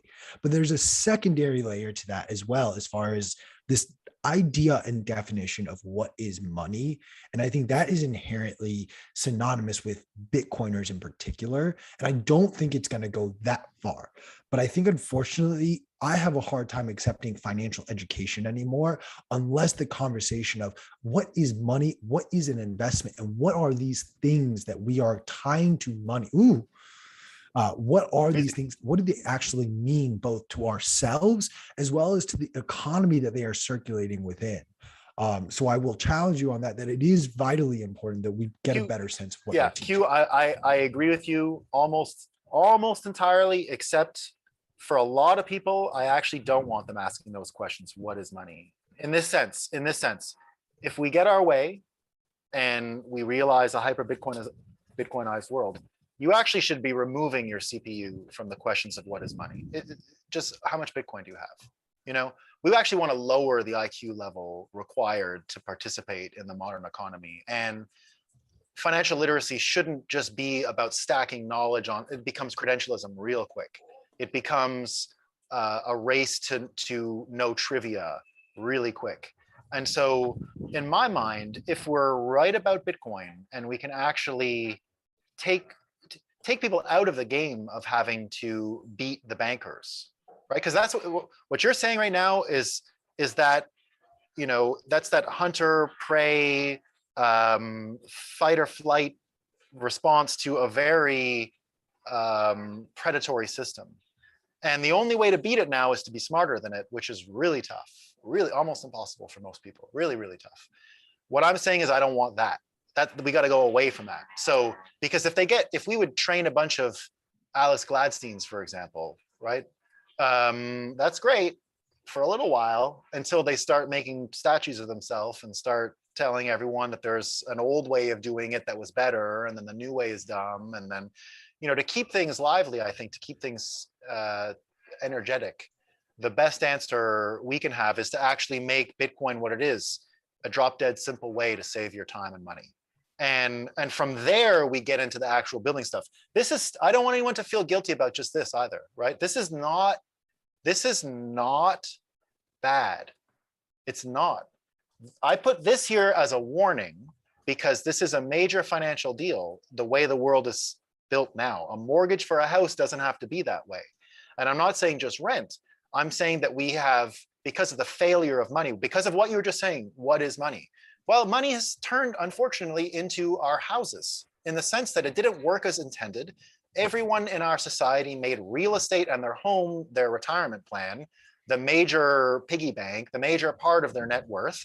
And if this thing doesn't turn over one more time, what are the baby boomers going to do to retire if we don't buy all their houses at a profit, which I don't know if we're going to do necessarily. It doesn't look like it because real estate, demographics, all these things. And so, I only put it there because it's a warning, right? If you're killing yourself in a major US established city like New York, you're doing great, like Bloomberg says, making 300 grand, you're still going to have trouble buying a house. I mean, let me break it to you, right? You're not really getting a house at $300,000 income in New York City. Not now, not next year, not anyhow. And it ain't going to happen. So there are houses for $300,000? Absolutely not. No. I kid, but I say that living in Southern California, where you're hard pressed to find that. No. I don't mean to cut you off. To be honest, there's probably going to be a moment where I'm just going to ask you, not as a breakup segment. Let's just discuss, I think, the future of real estate. I had a very long conversation about my beliefs and what this market's going to look like in the next 18 months and next 18 years even. But I have to, as the resident Californian on this segment right now, or on this show right now, no, I don't own a car. I live in Los Angeles and I don't own a car.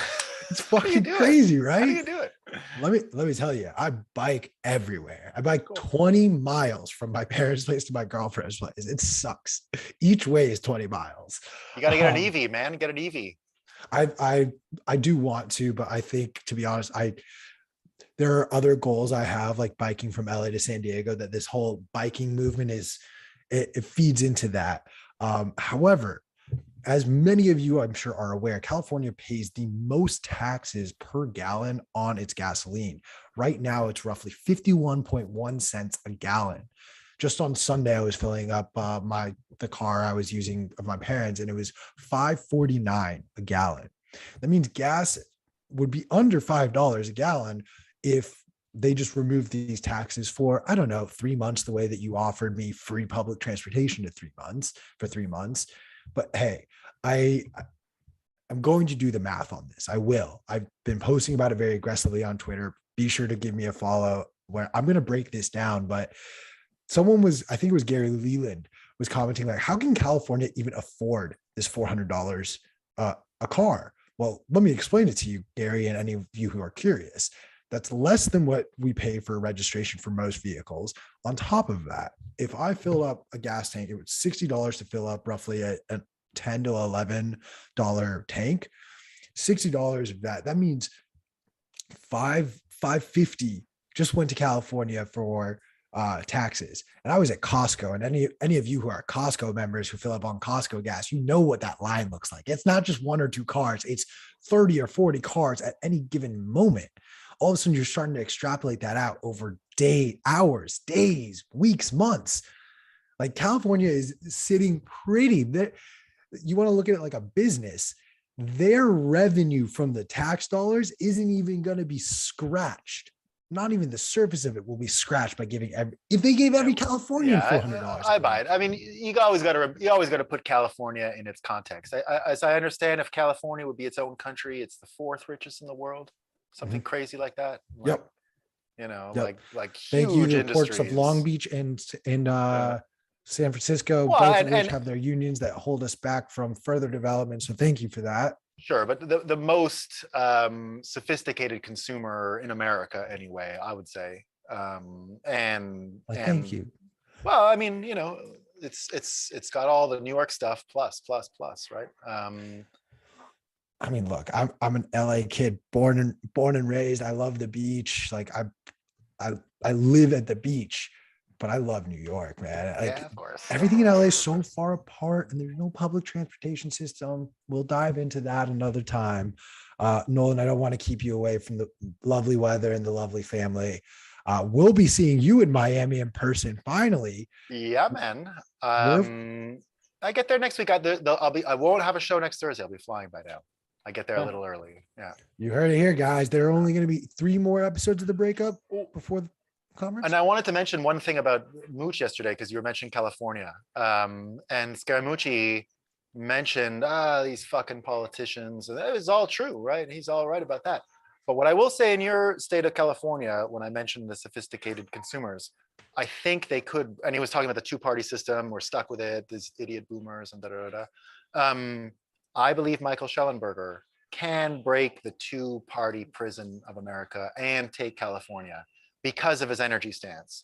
And I think it's going to stand out. And I think Californians, in their typical way, are going to be a bellwether again for America, and choose something that's totally different. And we're going to see nuclear reactors up and down that coast, and amazing new agricultural inroads for the Inland Empire and all the rest of it. Hey man, I will admit I voted in Gavin Newsom. There were only Democrats running. I actually voted to have him recalled, but I did not vote in the recall election. I wanted to send him a message. I did not think Larry Elder was going to be a better leader or better suited than Gavin Newsom, although he's just a corporatist in the pockets of all of his donors. I welcome change. I welcome so much change in this state because it's necessary and it's needed. Yeah, this is one of those guys who is kind of like a refugee anyway of liberal politics. He's, you know, part of that disenfranchised, what they really do categorize themselves as liberal refugees, right? They really do. There's no home for them. So, and he just wouldn't go the other way entirely. So he's trying his new thing. And if anyone could do it, and if any place could vote him in, it's your home state. So let's hope and pray we get some nuclear reactors there soon. Fingers crossed from your lips to God's ears, my friend. And the last piece, with DeSantis and what I just mentioned, the other prediction, the last prediction of the show, Bitcoin, major political debate around the 2024 election. Both candidates, whoever they are, in support. And there will be shades of extremism towards Bitcoin come out. And that will, you know, especially if you can start imagining a DeSantis-Trump competition, I think he knows where his wedge issues will be. And the amount of money that's waiting, as the Mooch mentioned yesterday, will make these people sing exactly the way we want. So let's start lining up those dance cues that we have for them all. All right, fam. It's about that time. Use code YTMAG. We're gonna pull the plug here. A surprise end to today's stream. We're gonna leave you guys be. There's been a lot of news circulating, and I don't want to ignore it. There's a lot of stuff rumbling around Russia and them accepting Bitcoin potentially. We touched on that briefly with Alex Gladstein. Be sure to follow the Bitcoin Magazine Twitter account for updates there. Additionally, news that has been broken by Bloomberg, as well as our team over here at Bitcoin Magazine is diving deeper into ExxonMobil is looking at accepting Bitcoin, or is looking at incorporating Bitcoin mining off of their excess energy during natural gas mining. I myself sent a tweet out that I'm going to take a long position on ExxonMobil as a result. I will be posting updates of what I'm looking at on the charts and what my entry positions are. This is not financial advice, just simply I'm sharing what I'm seeing and doing. If you want to follow along for that, give me a follow at Q_like the letter. And as always, make sure you follow our fearless producer, Chris, at Chris Alamo 6 over on Twitter. Guys, this has been an awesome week. I hope you enjoyed today's episode as well. We're going to be back next week for a jam-packed week of episodes ahead of the conference. And one last shameless plug: this evening at 6 p.m. Pacific, 9 p.m. Eastern time, myself and Chris are going to be interviewing Preston Pish. The interview is going to be made accessible on Twitter Spaces Live. And then in a couple of weeks, we're going to release that video interview. So be sure, if you want to catch it tonight, to join us on Twitter Spaces. That's a wrap, guys. And you know the drill. Make sure you stack sats.